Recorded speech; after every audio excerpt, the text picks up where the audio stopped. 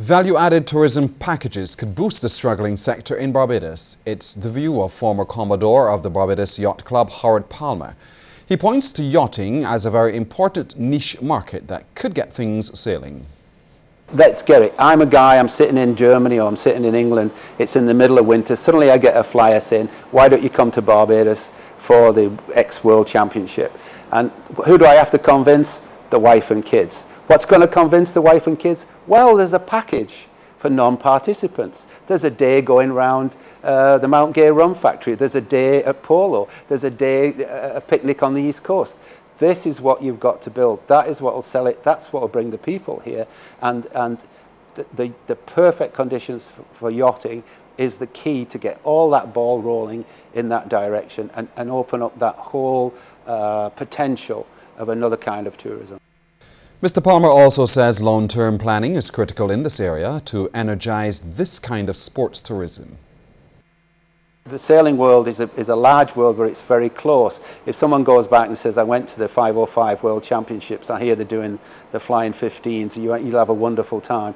You know, that's the kind of stuff. So we've got to plan, put in place plans, put in place budgets in order to support things, because you know, if you're going to support something like the Round the Island race, you really need to have a long-term program for that. You know, and I think that's the kind of forward planning that we have to think about and implement.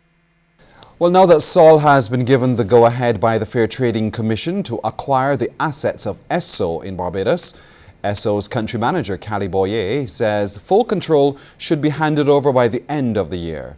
In an interview with CBC, Mr. Boyer explained the next step in the process.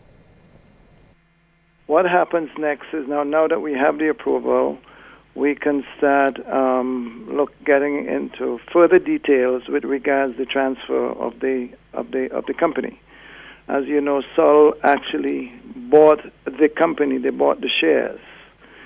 So we can now get into the process of sharing with them more of the assets, providing them the detailed assets, the liabilities, information with regard to staff.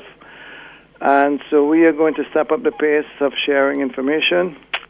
Mr. Boyer says prior to the merger, Esso received the assurance from Sol that it would not negatively impact on jobs. In fact, Mr. Boyer believes Sol may now have to hire additional staff.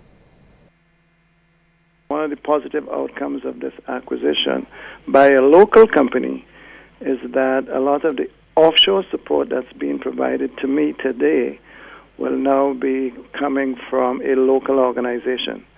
So we see no negative impact on staffing levels. As a matter of fact, we see the need for Sol to beef up their organizational structure in Barbados to provide the support that has been provided to Esso previously from offshore will now be provided from the local offices here in Barbados.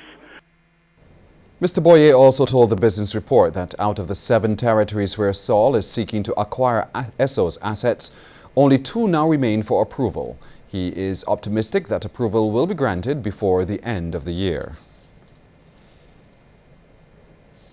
Now here's a look at a summary of some of the stock exchanges in the region.